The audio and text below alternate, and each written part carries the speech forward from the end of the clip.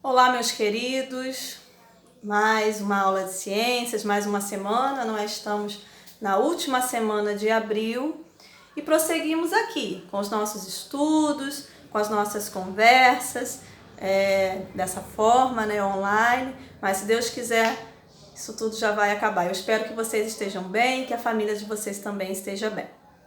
Muito bem, hoje nós vamos começar o capítulo 4 do nosso livro, tá bom? Pega aí o seu livro, vamos lá para o capítulo 4. E o tema do capítulo 4, gente, ele não poderia ser mais atual. Nós vamos hoje falar dos vírus, né? Vírus e a saúde do corpo humano, né? Se hoje estamos nas nossas casas, é porque estamos enfrentando o quê? Uma pandemia causada por um vírus, não é?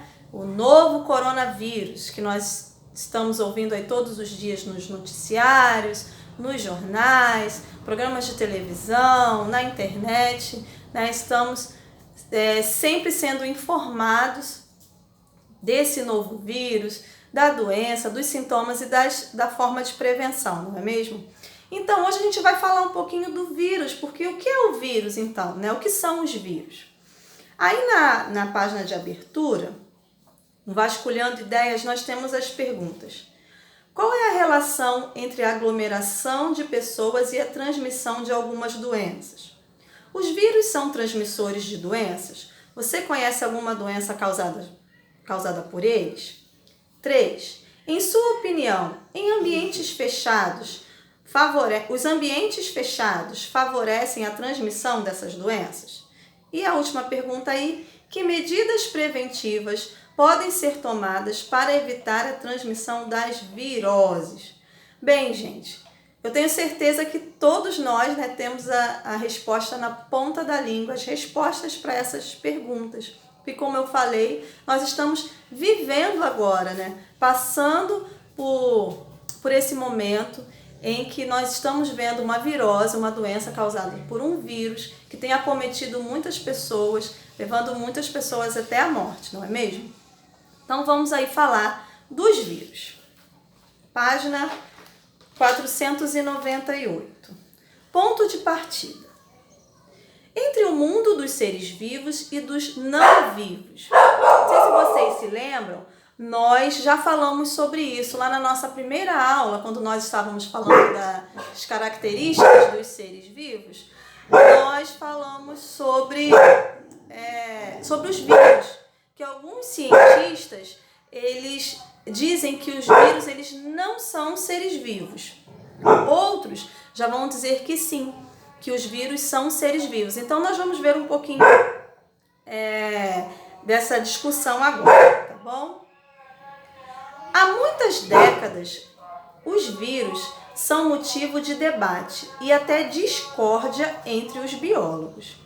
Há quem defenda que eles são seres vivos, há quem diga o contrário, já que precisam de uma célula hospedeira para reproduzir-se. Por muito tempo, o conceito de que vírus não são seres vivos foi unânime entre a comunidade científica, mas pesquisas recentes têm colocado essa ideia em xeque. Bem, gente, o que acontece aqui?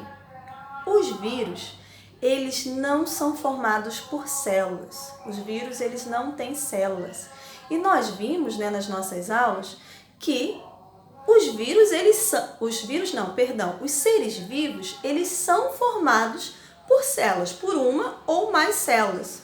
Então, alguns biólogos aí, eles já descartam daí. Mas não, eles não têm células, então eles não são seres vivos. Mas, para outros, eles dizem assim, mas ele tem material genético, né? Ele pode se reproduzir. Mas para que ele possa se reproduzir, ele precisa estar dentro de uma célula. Não há um consenso, gente, tá? Se os vírus são seres vivos ou não, tá? Isso aí é uma discussão ainda entre os biólogos, entre os cientistas. Mas nós vamos ver aqui que em 2003, pesquisadores descobriram um tipo de vírus que foi confundido por quase 10 anos como bactéria. Por quê? Porque os vírus, gente, eles são muito pequenos. Então, esse vírus, chamado aí de mimivírus, ele é como se fosse um vírus gigante, né? Ele é um vírus gigante. Ele produz a sua própria proteína, sem precisar estar numa célula. Então, aí os estudos, os estudiosos foram investigar.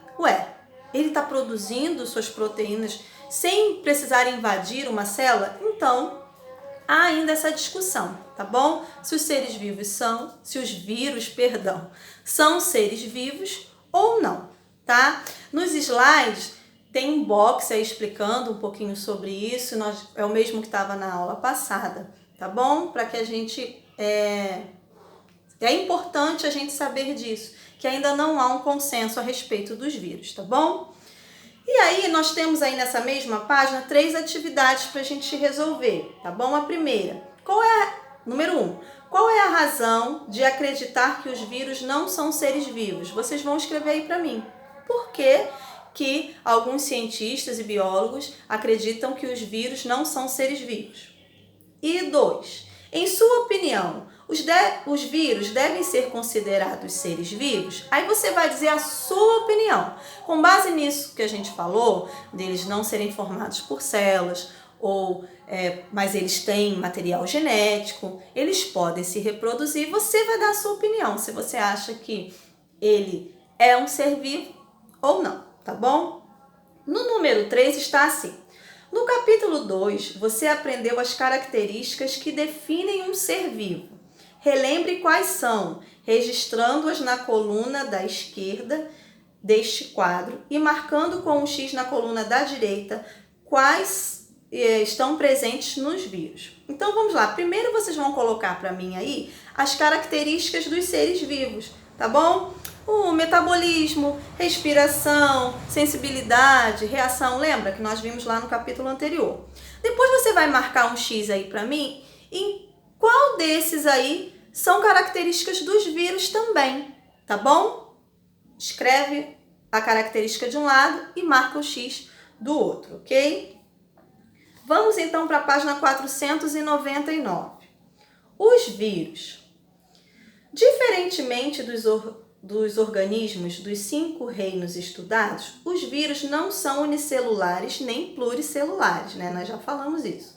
Isso porque eles sequer são formados por células. Os vírus são tão pequenos que só podem ser observados ao microscópio eletrônico. Por isso, são denominados seres ultramicroscópicos. De modo diverso dos seres vivos que apresentam características típicas como respiração e metabolismo, os vírus têm características tão específicas que não se enquadram em nenhum dos reinos dos seres vivos. Por isso, muitos cientistas não os consideram organismos vivos. O nome vírus provém do latim virum, que significa veneno. Todos os vírus conhecidos infectam diferentes organismos, incluindo plantas, animais e bactérias. Isso mesmo, gente. Existem vírus que infectam bactérias, tá? Nos seres humanos causam doenças chamadas de viroses, como gripe, cachumba e sarampo. Os vírus são considerados parasitas intracelulares obrigatórios, porque como não apresentam célula nem organelas, portanto, não têm metabolismo. Dependem da célula de outros seres vivos para reproduzir-se. Por isso, parasitam outros organismos e bactérias, pois fora das células eles são inertes. Então, gente, o vírus fora de uma célula, ele não consegue fazer nada. Para que ele faça alguma coisa, para que ele se reproduza, ele precisa parasitar, ele precisa invadir uma célula. Por isso, então, nós dizemos que os vírus são parasitas intracelulares obrigatórios, tá? Eles precisam estar dentro de uma célula, tá bom? Para que eles possam se reproduzir, tá bom? Para que eles possam agir, eles precisam estar dentro da célula. Aqui embaixo você tem um comparativo de tamanho, tá bom? Os vírus são medidos, gente, em micrômeros, tá bom? É muito pequenos, tá? Seres ultramicroscópicos. Página 450. A estrutura acelular dos vírus. De modo bem simples, pode-se dizer que os vírus são formados por um envoltório externo de proteína denominado capsídeo, dentro do qual se abriga o material genético. Em alguns vírus, há uma camada mais externa envolvendo o capsídeo, denominada envelope. Nesse caso, os vírus são denominados envelopados. Gente, o que é o vírus? O vírus é uma cápsula de proteína, né? E dentro dessa cápsula tem um material genético, tá? Essa cápsula a gente chama de capsídeo e dentro tem um material genético, que é o DNA ou RNA, que nós vamos ver já já. E alguns vírus, não são todos, eles têm uma estrutura que envolve esse capsídeo, tá? Que a gente chama de envelope, e os vírus que têm esse envelope são chamados de vírus envelopados, tá bom? Vocês têm aí no livro de vocês o desenhozinho aí, né? Com o envelope, o capsídeo e o material genético. Vamos continuar a leitura aí embaixo. Na maioria dos vírus, o material genético é o mesmo que forma os genes dos outros seres vivos. O DNA, ácido desoxirribonucleico, tá? Esse é o DNA, que é esse ácido aí, ácido desoxirribonucleico. Em outros casos, os vírus podem conter outro tipo de material genético, o ácido ribonucleico, o RNA.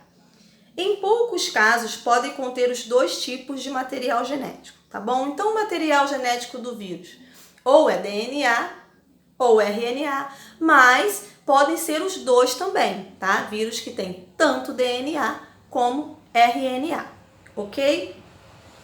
Mutação. Gente, uma das dificuldades assim para se fazer uma vacina é que os vírus eles sofrem mutações, eles vão se modificando, eles vão se transformando. E é por isso que a gente precisa tomar, por exemplo, a vacina da gripe todo ano, não é? Porque a gente toma a vacina da gripe esse ano, ano que vem eu preciso tomar de novo, porque o vírus ele já mudou, ele já se transformou, tá bom? Vamos lá, vamos continuar aí. Mutação. Como já estudamos no capítulo 1, a mutação é uma das principais causas da variabilidade genética. O material genético dos vírus sofre constantemente mutações, portanto, está sempre em modificação, o que resulta em novas características. Essas rápidas modificações do material genético causam dificuldades na produção de vacinas eficazes que previnam as viroses. É por essa razão que todos os anos é preciso vacinar-se, por exemplo, contra a gripe, não é o exemplo que a gente acabou de ver. As mutações também são uma das causas da variedade de tipos e formas de vírus que existem. Muitos parasitam células de organismos específicos, tá? Então vamos dar uma olhadinha aí na página 501, nesse quadro aí, a variedade de tipos e formas de alguns vírus existentes, tá bom? Lembra que nós falamos sobre vírus que infectam bactérias? Então, são os bacteriófagos, esse primeirozinho aí do seu quadro, né? Os bacteriófagos são vírus que parasitam bactérias. Como apresenta cauda e estrutura de adesão, seu formato é chamado de complexo. Ó, esse aí que parece um robozinho aí, ele é o bacteriófago, tá bom? Do lado, nós temos o vírus do mosaico do tabaco, que parasita plantas, principalmente o tabaco, tá? Tem formato espiral, também denominado helicoidal, em forma de hélice, tá bom? Embaixo nós temos o herpes vírus, causador do herpes humano infeccioso, né, que apresenta esse formato esférico. E nós temos o adenovírus, causador da infecção das vias aéreas em seres humanos, né? Apresenta formato de um poliedro. E eu coloquei aí para vocês também, sei que vocês já estão vendo aí no slide, o coronavírus, não é? Esse novo coronavírus que nós estamos enfrentando agora, ele pertence a essa família. Coronavírus é uma família de vírus, tá bom? Nós estamos aí com um novo coronavírus, né? Por conta dessas mutações. Ele se modificou e ele foi conhecido em dezembro de 2019, não é? Onde surgiu lá na China, né? As pessoas ficaram doentes lá com uma pneumonia que não conseguiram identificar, então identificaram aí esse novo vírus, o novo coronavírus, que é do tipo SARS-CoV-2, tá bom? Mas o coronavírus é uma família de vírus, tá? Esse é um novo vírus dessa família, tá bom? Então aí no nosso slide tem aí a fotinha do coronavírus, né? Porque a gente já ouviu explicar que ele se chama coronavírus porque ele parece ter uma coroa, não é? Corona em espanhol é coroa, tá bom? Continuando, página 502. A reprodução dos vírus, né? Existem diferentes tipos de ciclos reprodutivos dos vírus. Para reproduzir-se, todos usam a estrutura da célula hospedeira, né? Então a gente já viu isso. Para se reproduzir, ele vai precisar estar numa célula hospedeira. Observe no esquema a reprodução dos vírus bacteriófagos. Nós já sabemos que bacteriófago é o vírus que infecta bactérias, né? Esse vírus utiliza as substâncias e as organelas da bactéria para produzir cópias de seu material genético e de sua cápsula. No fim do processo, a bactéria cheia de vírus estoura e libera os novos vírus que são infectados, que vão infectar bactérias, reiniciando o ciclo. Então, gente, olha, acompanha aí junto comigo. O vírus ele vem e ele se agarra, não é, como dizer assim, ali na bactéria. E ele, olha só, aí na figura, ele se aproxima, não é? E ali ele se agarra, ele se fixa na bactéria. Ao se fixar, gente, aqui na membrana da bactéria, o vírus, esse bacteriófago, ele injeta o seu material genético dentro da bactéria, não é? E aí, ó, lá na terceira figura, o material genético vai para dentro da bactéria. E ali, uma vez o material genético do vírus ali dentro da bactéria, ele começa a usar o metabolismo da bactéria, o quê? Como se ele comandasse, ele passa a comandar aquela célula e ela começa ali a produzir as partes do vírus, né? O capsídeo, começa ali a produzir, desenvolver aquele material genético. Aí você pode ver aí, ó, as peças dos vírus, ó, ela começa a produzir. E ali dentro daquela célula da bactéria, elas vão se montando até que chega uma parte que o vírus está montado e ela estoura, liberando o vírus para infectar outras bactérias. Esse ciclo que a gente tem aí é chamado de ciclo lítico, tá bom? É esse ciclo que o material genético entra no vírus e ali ele vai se desenvolvendo suas partes até que a bactéria estoura e libera os vírus. Existe também o ciclo lisogênico, que o que é isso? O material genético penetra na célula, no caso aí a bactéria, e ele se junta ao DNA da bactéria, tá? Ele vai ali, ele se encaixa no DNA da bactéria, daquela célula, que no caso é uma bactéria, e ela vai se dividindo, ela vai se multiplicando, e conforme ela vai se multiplicando, também se multiplica o quê? Aquele DNA, né? Aquele material genético, né? Do vírus, que está ali, ó, que se encaixou no material genético dela. Então aí ela vai se dividindo, ao se dividir, né, divide em 2, depois em 4, e aí vai em 12, 16. Conforme ela vai se multiplicando, também se multiplica o que? O material genético do vírus, que aí em determinado tempo oportuno também vai liberar aí os vírus, tá bom? Para contaminarem outras células. Então nós temos aí o ciclo lítico e o ciclo lisogênico, tá bom? Só para vocês conhecerem, porque como a gente viu aqui, ó, existem diferentes tipos de ciclos reprodutivos dos seres vivos, tá bom? Mas é importante a gente saber isso, que quando entra ali um material genético na célula, ele passa ali a comandar, aquela célula passa a fabricar, né, as pecinhas do vírus e até formar o vírus e ele ser liberado para contaminar outras células, ok? Agora nós vamos lá para a página 503 falar um pouquinho das doenças humanas causadas por vírus, não é? Nós já falamos aí de algumas, vamos ler aí o que o texto nos diz. Muitas doenças humanas são causadas por vírus, como catapora, herpes, sarampo, varíola e poliomielite. Às vezes, como no caso da gripe, elas surgem, espalham-se rapidamente e atingem grande número de pessoas em uma região. São as epidemias. Outras vezes, a doença persiste por vários anos em uma região e afeta um número relativamente grande de pessoas. Aí nós temos o que? As endemias.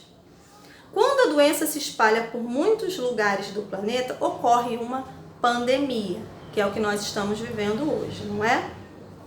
A gripe é causada pelo vírus influenza, presente nas secreções das vias respiratórias, catarro, pigarro, de pessoas infectadas. Mediante a tosse ou espirro, a pessoa gripada espalha os vírus no ar ou nas próprias mãos, podendo transmiti-los pelas superfícies que toca. Os sintomas da gripe são febre, tosse, espirros e dor de cabeça. Para evitar o contágio da gripe, é importante sempre lavar bem as mãos, usar lenços descartáveis, não compartilhar objetos de uso pessoal e manter ambientes bem ventilados, especialmente em aglomerações. Bem, gente, nós estamos recebendo essas orientações diariamente, não é? Evitar aglomerações, lavar constantemente as mãos, porque esse novo coronavírus ele é transmitido por gotículas, não é? Então, quando a gente entra em contato com essas gotículas, em superfícies, não é? E aí a gente leva a mão ao nariz, à boca, aí esse vírus ele encontra uma porta aberta, uma oportunidade para entrar no nosso organismo, não é? Então é muito importante ao espirrar também, que a gente lança várias gotículas no ar, né? Nós aprendemos a espirrar com o cotovelo para evitar a contaminação. Página 504. 504 vai falar da AIDS, não é? A AIDS é uma virose causada pelo vírus HIV, sigla em inglês para o vírus da imunodeficiência humana, que ataca as células de defesa do corpo, expondo o organismo à ação de outros vírus e bactérias. Por isso, doenças comuns, que em geral são facilmente combatidas pelo organismo sadio, podem tornar-se letais em pessoas que desenvolvem a AIDS, né? Porque ela ataca diretamente o sistema imunológico humano. A transmissão do HIV se dá pelas secreções produzidas pelos órgãos genitais e por meio do sangue. Por isso, pode ser transmitidas pelas relações sexuais desprotegidas, sem o uso adequado de preservativos, ou pelo contato sanguíneo, como ocorre em machucados e transfusões de sangue. A transmissão também pode acontecer durante a gravidez, no parto ou na amamentação. O vírus não é transmitido por abraços e aperto de mão, nem pelo compartilhamento de roupas e banheiros, tá?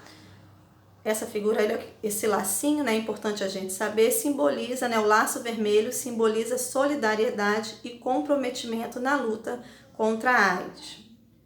Com o avanço da ciência e da medicina, muitas pessoas com o vírus HIV nunca desenvolvem a doença, a AIDS, desde que façam acompanhamento e tratamento médico.